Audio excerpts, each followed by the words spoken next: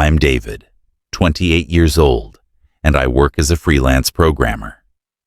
6 months ago, I moved into a small apartment in the city after breaking up with my girlfriend. I needed a fresh start, and I found this apartment at an unbelievably cheap price. I didn't think much about it and signed the lease right away. If I had known what awaited me, I would have never set foot inside. Day 1. The move was easy, and everything seemed normal. The apartment was old but comfortable, with big windows overlooking a busy street. I spent the first night watching TV and arranging my things. Nothing strange, until I heard light footsteps from the kitchen. I thought it was just sounds from neighboring apartments. But when I entered the kitchen, I found the fridge open and a carton of milk on the table. Even though I hadn't touched it, I convinced myself that I was just tired and closed the fridge before going to bed. Day 3. Things started getting weirder. Doors would open by themselves, lights would turn off for no reason, and sometimes I'd wake up in the middle of the night to the sound of faint breathing, as if someone was standing next to my bed. One night, I woke up to a strange feeling, as if someone was brushing my hair. I jumped out of bed and turned on the light, but the room was empty. I tried to tell myself it was just sleep deprivation, but I couldn't shake the feeling that something was watching me in the dark. Week 2. I decided to install small surveillance cameras around the apartment. I wanted to reassure myself that everything I was seeing was just in my head. The next morning, I checked the footage, and I wasn't prepared for what I saw. At 3 a.m., while I was sleeping, a very thin man crawled out from a vent in the ceiling. He stood next to my bed for several minutes, just watching me. After that, he squatted near my face as if whispering something to me, but there was no sound. Before crawling back into the vent, he turned and looked directly into the camera and smiled. The moment I realized the truth, I rushed to the building management and told them what had happened, but they looked at me strangely.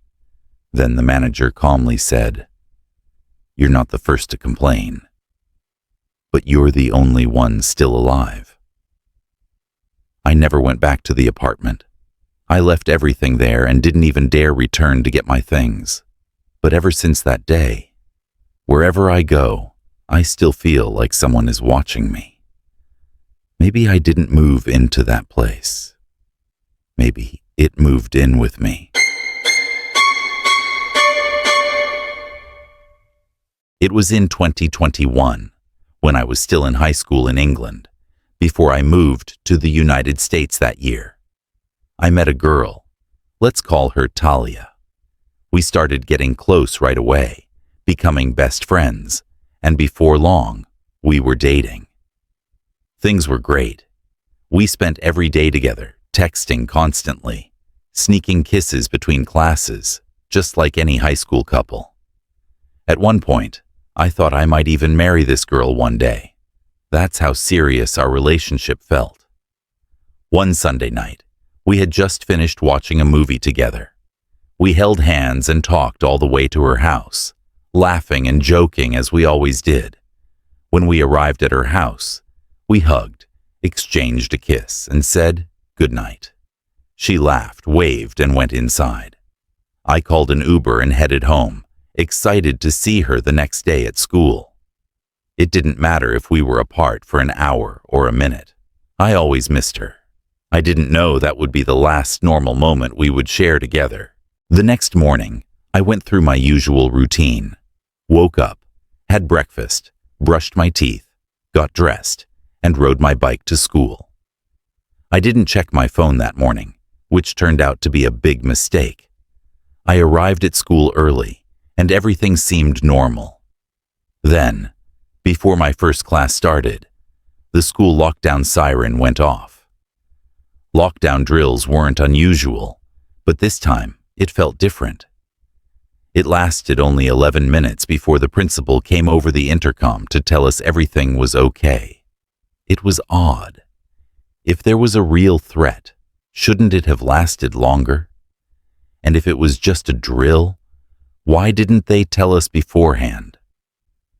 I was still thinking about it when the teacher read something from the computer screen and told me I had to go to the principal's office. At that moment, I was completely confused. I hadn't done anything. Why was I being called? As soon as I entered the office and saw the principal's face, I knew something was seriously wrong. He looked disturbed, and when he finally spoke, his words hit me like a shockwave. He told me that Talia had been arrested. Apparently, she had posted a photo on Instagram the previous night, threatening to shoot up the school. Someone had seen it and reported her, which was why the lockdown happened. The police had already arrived and taken her into custody. I felt like I was going to be sick. My mind couldn't process what I was hearing.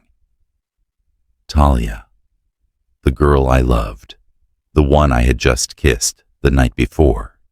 How could she do something like this? I completely broke down in the principal's office. He handed me a box of tissues and put his hand on my shoulder, asking if there was anything he could do. The only thing I could think of was, "Can I go home?" He nodded and told me I could take the day off, but I had to come back the next day. I muttered, "Thanks," and left in a daze, riding my bike home, trying to make sense of everything. Once I got home, I went online and checked Talia's social media accounts. Everything was gone. Either she had deleted her accounts or they were shut down. I spent the whole day thinking, why? Why would she do something like this? Had she always been like this? Then I remembered something. Earlier, I had asked her about her past. Just casual relationship stuff, wanting to know more about her. I remembered she seemed very uncomfortable and quickly changed the subject. She never told me anything. At the time, I didn't think much of it. But now, I couldn't stop wondering what she had been hiding. I called my parents and told them everything, and they were just as shocked as I was. None of it made sense. This wasn't just some girl I knew. Talia. Or at least, that's who I thought she was. The rest of my senior year was tough.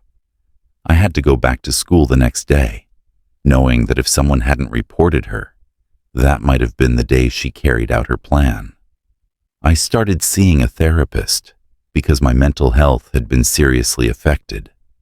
The whole ordeal had taken a huge toll on my mind. As for Talia, I have no idea what happened to her after that. She never reached out to me again, and honestly, I'm glad about that. When I look back now, I realize I never really knew who she truly was. She was hiding something dark, something I only saw when it was too late. Wherever she is now, I hope she got the help she needed. If you are here for the first time, don't forget to subscribe to our channel and turn on the notification bell to stay updated with our upcoming scary stories. We need your support. Please share these stories with your friends and family.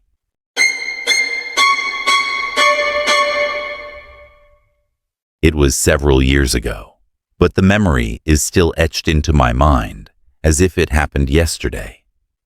Recently, something made me think about it again, and I had to ask my wife if I had imagined the whole thing, because it was that strange.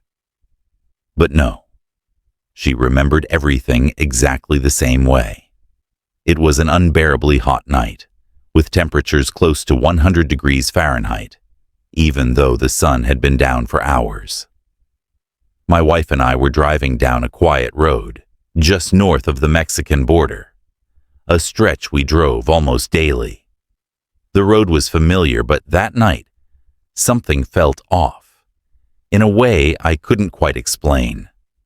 The road was mostly empty, with a tall wall on one side and an open field filled with large rocks on the other. It wasn't well lit, and there were no other cars in sight. Normally we'd have music playing, but the radio had been acting up, cutting in and out, so we turned it off. That left us sitting in heavy silence, listening only to the sound of the tires on the asphalt. It was one of those nights where the air felt too still, too quiet, like something was just waiting to happen. That's when we saw him. A man was lying face down in the gutter, right at the edge of the sidewalk. He was wearing a light blue button-down shirt, blue jeans, and brown shoes. Completely normal clothes, nothing torn or dirty. But what struck me was how clean his clothes were. If he had collapsed or been hit by a car, there should have been dirt, blood, something. But he looked pristine, like someone had gently placed him there. It all happened in a matter of seconds, but it felt like time had slowed down. My wife immediately said we needed to stop to check if he was breathing. Instinctively, I began to slow down, but my gut was already screaming that something was wrong. Without thinking, I said, "Stay in the car." She must have heard the urgency in my voice, because she didn't argue. Instead, she started looking around, trying to see what I had felt. That's when we noticed the details. There were massive boulders from the field that had been dragged closer to the road, but not naturally. There were fresh dirt streaks, like someone had moved them recently. And just beyond the boulders, we saw a faint blue light flicker. It looked exactly like a phone screen, held low, just out of sight, as if someone was watching us. The moment I looked toward it, the light vanished. I didn't hesitate. I slammed the gas pedal. The car surged forward, and I could feel my heart pounding in my chest as we sped away. I instinctively checked the rearview mirror, and that's when I saw them. 5 men suddenly burst out from behind the boulders. They had been waiting, watching, and when they realized their trap had failed, they froze in place, just standing there in the dark, watching us drive away. One of them bent down and helped the man in the gutter to his feet. He was fine. It was all a setup. For a few minutes, we didn't say a word. My hands were gripping the steering wheel so tightly that my knuckles turned white. My wife sat stiffly in her seat, wide-eyed, breathing too fast. When we got to our destination, I immediately grabbed my phone and called the police. I gave them the exact location, described everything that had happened, and waited for an urgent response. But the officer on the other end just sounded tired. "Yeah, we'll look into it," he said, with absolutely no urgency in his voice. It was clear they weren't going to do a damn thing. I was still reeling from the adrenaline rush when, a few days later, I saw a news report. There had been an attack in town late at night. A driver had stopped after seeing a man lying in the road, thinking he was injured, and was immediately ambushed by multiple attackers. Somehow the victim managed to escape. The report didn't say exactly where it happened, but I knew. It was that same road, that same setup. That could have been us. Even now, years later, I still wonder what would have happened if I had stopped, if I had gotten out of the car, if I hadn't noticed the boulders, the phone light, that sick feeling in my gut. We were seconds away from a completely different ending.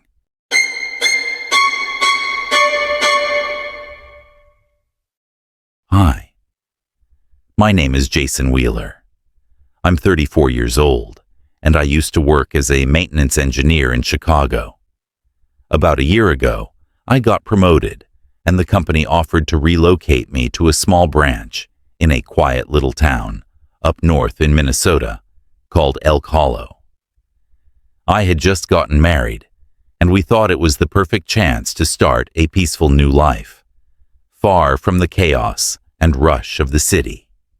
We bought an old wooden house, built in the early 1900s. From the outside, it looked beautiful, freshly painted and sturdy. But inside, it needed a lot of work. I didn't mind. I enjoy fixing things. The first week was peaceful. The sun came through the trees every morning, and the town was so quiet. All you could hear were birds. But in the second week, my wife Carrie started complaining about strange noises inside the walls. She said she heard whispers, and sometimes knocking, always in the middle of the night. Of course, I laughed it off. "It's an old wooden house," I told her. "It's bound to make noise when it cools down." But the sounds didn't stop. In fact, they got more frequent, and always at the exact same time, 2:13 a.m. One night, I decided to investigate. I followed the sound to a section of the wall in the upstairs hallway. I removed a piece of the wooden panel, and behind it, I found a narrow, dark, hollow space. Inside, there was something, an old, filthy doll, missing one eye, wedged deep inside the wall like it was watching anyone who looked in. Behind the doll, there was a small, carefully folded piece of paper. I opened it. It was handwritten, shaky but clear, and terrifying. If you're reading this, please don't go upstairs after 2 a.m. That's when he comes out of the wall, and he doesn't go back if he sees someone. I laughed. I thought it was a joke left by the previous owner, some kind of prank. I didn't take it seriously. But that very night, at exactly 2:13 a.m., I woke up to the sound of heavy wooden footsteps coming from the floor above. I turned to look. Carrie was asleep beside me. The doors were locked. We were alone. I grabbed my flashlight and slowly went upstairs. All the rooms were empty, but at the end of the hallway, the closet door was open slightly and swaying. I crept closer. Every hair on my body stood on end. The moment I reached it, it stopped moving. I opened it slowly. Nothing. But when I came back downstairs, I found Carrie sitting up in bed, her face pale, her eyes wide with fear. She whispered, "Someone was standing at the bedroom door," for a full minute. He didn't come in, but I could feel him watching me. And ever since that night, every night at 2:13, we hear the knocking, then the whispering. One night, I recorded it on my phone. The next morning, when I played it back, there was one sentence, deep, raspy, chilling. "You shouldn't have opened the wall."